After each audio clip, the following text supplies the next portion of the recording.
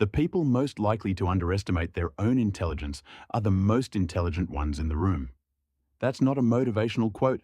That's what the research actually shows.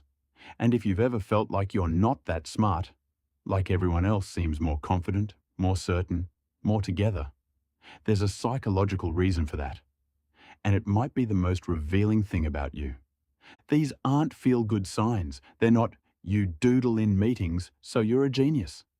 These are research-backed patterns that psychologists and neuroscientists have connected to higher cognitive ability. Some of them will surprise you. Some of them you've probably spent years thinking were weaknesses. Let's get into it. The first sign is that you overthink almost everything. Most people treat overthinking as a problem to fix.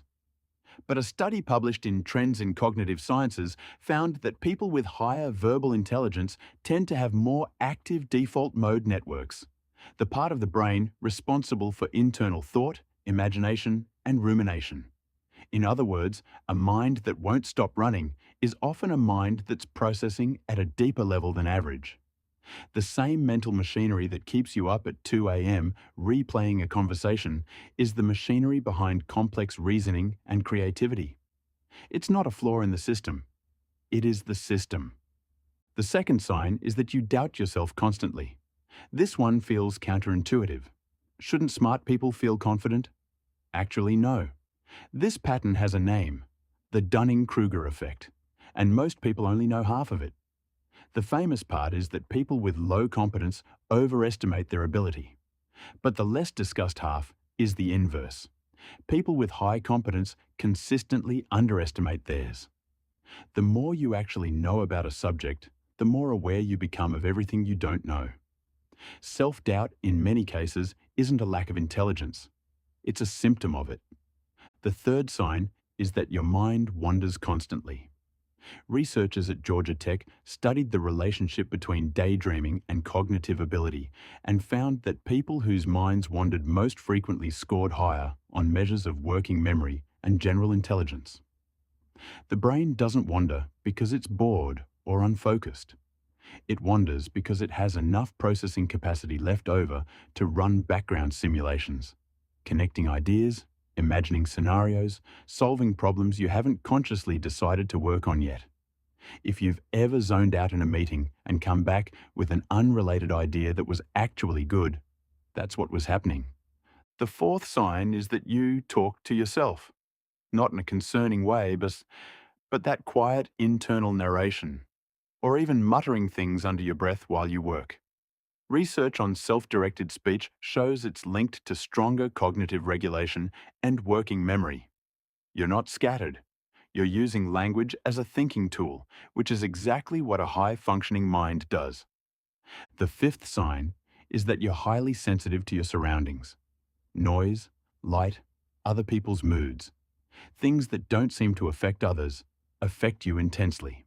Psychologist Elaine Aron's research on sensory processing sensitivity found that people with this trait process information more deeply at a neurological level. They notice more. They absorb more. It's cognitively expensive, which is why it can feel overwhelming. But it's also the reason highly sensitive people tend to pick up on things most people miss entirely. The sixth sign is that you're anxious.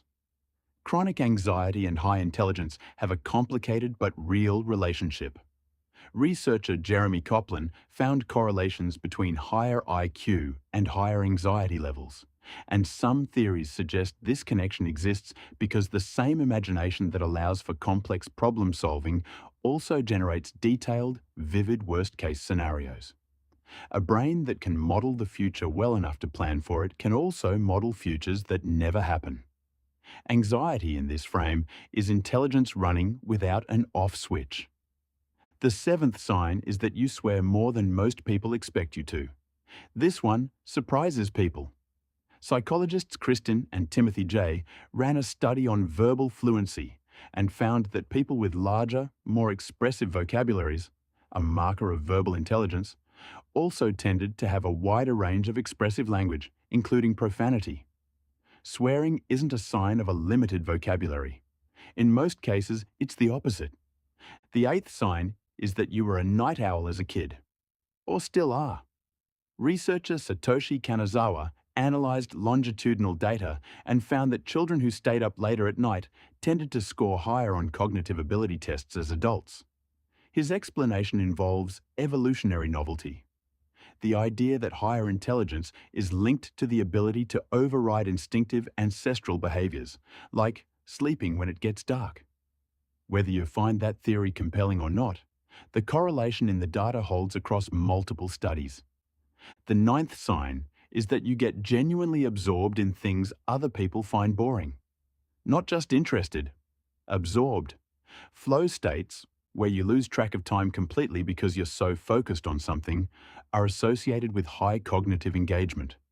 And the ability to find complexity and depth in things that seem simple on the surface, a piece of music, a single idea, a problem most people solved and moved on from, is a marker of a mind that processes at a different level of depth. The 10th sign, and the most important one, is that you never fully feel like you fit the version of yourself other people expect.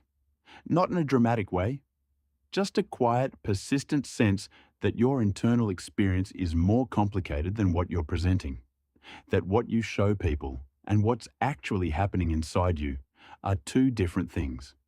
Research on cognitive complexity, the ability to hold multiple, contradictory ideas simultaneously, shows that it's a consistent feature of higher intelligence. Simple minds prefer simple narratives. Complex minds resist them, even about themselves. Here's the thought worth sitting with after this. Intelligence isn't what you know. It's how your mind moves, how deeply it processes, how much uncertainty it can tolerate, how relentlessly it questions, including itself. The traits that look like doubt, sensitivity, anxiety, and restlessness from the outside are often, on the inside, a mind doing exactly what a sophisticated mind does. You've probably spent years treating your most interesting qualities as problems. It might be worth reconsidering what they actually are. If this made you see yourself a little differently, that's what Curio Brain is here for. Every week we go deeper into the psychology and neuroscience behind the way your mind actually works. Subscribe so you catch the next one. And drop a comment with the sign that hit closest to home.